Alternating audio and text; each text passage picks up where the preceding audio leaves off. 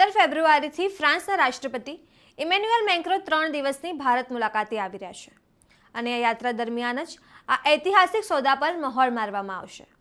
ભારતને મળનારા 114માંથી 24 super Rafale હશે. F5 નામ હશે. હાલમાં વાયુસેના પાસે F3 2030 પછી ડિલિવરી થશે. નમસ્કાર, હું છું ચંદ્રિકા પુત્રી નિરાલી. ફ્રાન્સ સાથે ભારત 114 રાફેલ વિમાનોનો સોદો 3.25 લાખ કરોડ રૂપિયામાં કરવા જઈ રહ્યું છે. 17 ફેબ્રુઆરીથી ફ્રાન્સના રાષ્ટ્રપતિ ઇમેન્યુઅલ મેક્રોની 3 દિવસની ભારત યાત્રા શરૂ થઈ રહી છે. આ દરમિયાન આ ડીલ પર મહોર લાગશે.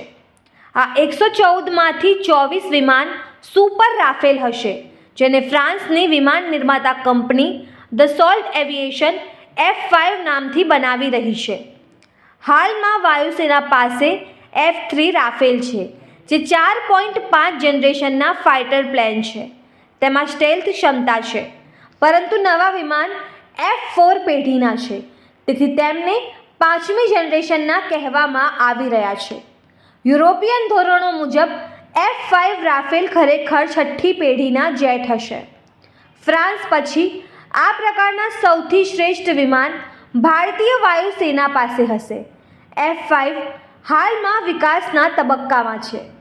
F4નો પુરવઠો 2028-29થી શરૂ થશે. 2030 પછી જે પણ વિમાન મળશે તે F5 શ્રેણીના સુપર રાફેલ હશે. સુપર રાફેલ અમેરિકાના F-35 અને રશિયાના સુખોઈ 57 કરતાં આગલી પેઢીના ફાઇટર હશે. આ સોદા હેઠળ 88 રાફેલ સિંગલ સીટર અને 26 ડબલ સીટર હશે. તો તમે આ વિશે શું વિચારો છો? કમેન્ટ કરીને જણાવો. અત્યાર માટે બસ આટલું જ. સમાચારને લગતી વધુ અપડેટ્સ માટે અમારી વેબસાઇટ www.gujaratplus.in પર પણ માહિતી મેળવી શકો છો. ધન્યવાદ.